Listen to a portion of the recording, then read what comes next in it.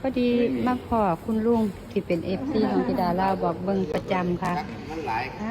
เลขก็หลายเนาะเลขหลายค่ะคุณลุงเพิ่นมาเห็นเพิ่นเบิ่งน้องธิดาลาวอยู่ในคลิปใน YouTube ปาดเหลือเสื้อน้องธิดาลาวออกจากวังปูพญานาคมุ่งหน้าเข้าไปที่วัดหลวงพ่อปากแดงไปพบไปพ่อ FC แฟนคลับเพิ่นมานั่งขายลอตเตอรี่ได้ท่วงได้ทักขอจับมือถือแขนโอ้ลมพูดคุยเป็นคนภาคอีสานบ้านเฮาง่ายครอบง่ายครัวไปอยู่นครนายกนั่นเองทักทายสบายดี FC แฟนคลับทุกทานมาพบมาพ่อกับเจเบาลาวก่อนนอนอีกคลิปหนึ่งก็แล้วกันอย่าเฝ้าเบื่อเด้อทานผู้ชมคลิปข่าวของเจเบาลาวส่วนใหญ่แล้วก็จะได้มาจาก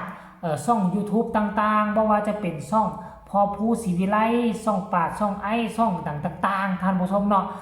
บางครั้งบางคราวก็อาจจะไปซ้ำกับของผู้อื่น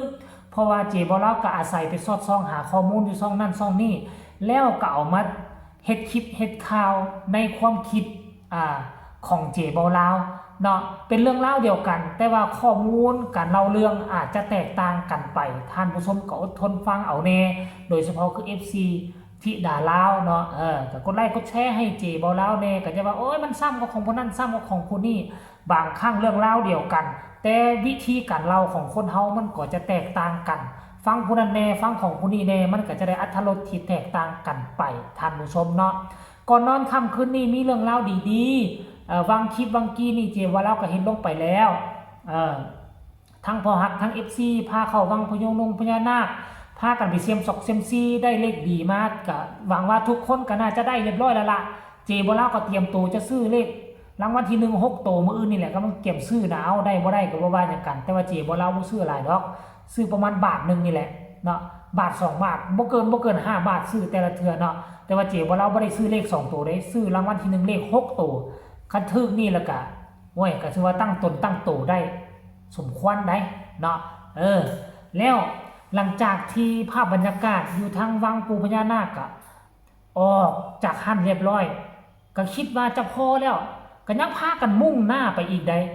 แล้วมุ่งหน้าไปวัดตัวนี้เป็นวัดที่มีความเกี่ยวข้องมีความเกี่ยวพันกับประเทศลาวกับเมืองลาวกับเมืองล้านสร้างย้อนหลังไปประมาณ200 กว่าปีเนาะหลวงพ่อปากแดงที่วัดหลวงพ่อปากแดงเป็นพระพุทธรูปมาจากเมืองล้านสร้างข้าเจ้าเชื่อกันว่าเป็นพระพี่พระน้องระหว่างพระสุขพระเสริมและก็พระใสเดี๋ยวจะเท่าความไปให้ฟังทุกคนเนาะพวกเจ้าฮู้บ่พระสุขพระเสริมพระใสบ่ได้เป็นพระสร้างขึ้นมาแบบลอยๆได้แต่พระสุขพระเสริมพระใสนี่นะเป็นลูกกษัตริย์เมืองล้านสร้างเป็นลูกของพระเจ้าไสยเศรษฐาถ้าผู้ใดได้มาเมืองลาวมีโอกาสไปกราบไหว้พระธาตุหลวงจะเห็นรูปปั้นรูปหล่อพระเจ้าไสยเศรษฐานั่งตั้งเขาบ่นั่งตั้งเขานั่งลักษณะแบบนี้นะมือกับกำพระแสงเนาะกำดาบกำเง่าเอาไว้ตั้งเขาแบบนี้อยู่อันนั้นแหละคือพระเจ้าไสยเศรษฐาธิราชธิดาลาว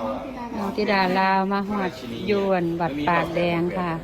พอดีมาขอคุณลุงที่เป็น FC ของธิดาลาวบอกเบิ่งประจำค่ะมันหลายเลขก็หลายเนาะเลขหลายค่ะคุณลุงเพิ่นมาเห็นเพิ่นเบิ่งน้องธิดาลาวอยู่ในคลิปใน YouTube ติดตามยังแม่นบ่คะคุณลุงคะครับผมขอบคุณมากเลยเห็นอยู่ผมเบิ่งอยู่เนาะอยู่ทางใดอยู่บ้านใดครับอยู่ทางนครนายกนี่สิโอ้จ้าขอบคุณหลายๆค่ะโอ้บ่ค่ะ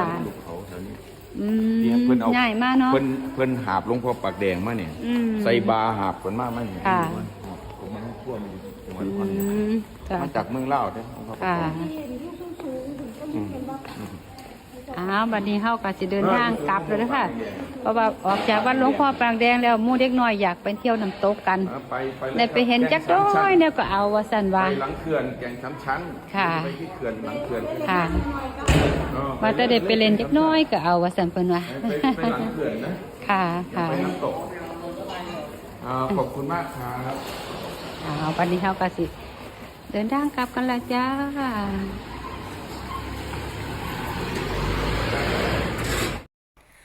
อันนั่นก็คือภาพบรรยากาศข้าวๆที่น้องธิดาลาว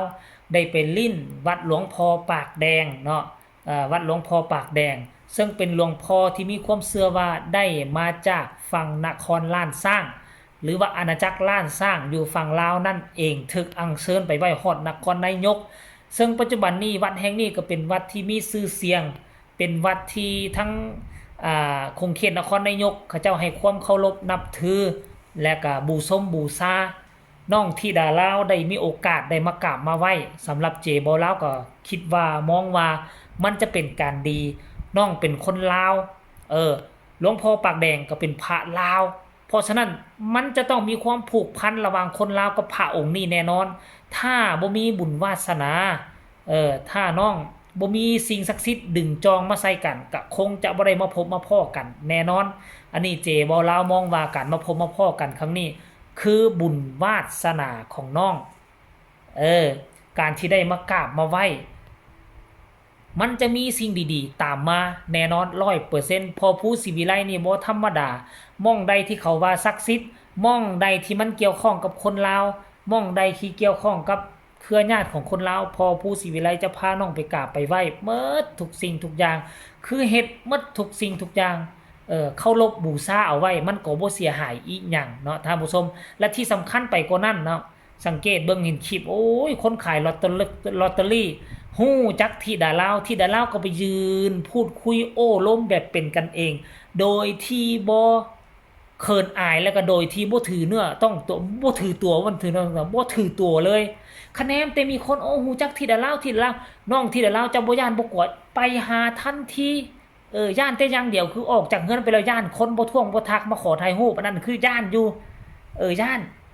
ความจริงแล้วมาโลดอยากให้มาถ่ายยิ่งถ่ายยิ่งดังยิ่งถ่ายยิ่งมีกระแสยิ่งมาท่วงมาทักกันยิ่งเป็นกระแสท่านผู้ชม FC แฟนคลับเนาะบางกี้นี่เจบ่เล่าเฮ็ดคลิปอยู่ทั้งโต๊ะทำงานอยู่ทั้งด้านนอกตอนนี้เข้ามาอยู่ในห้องละ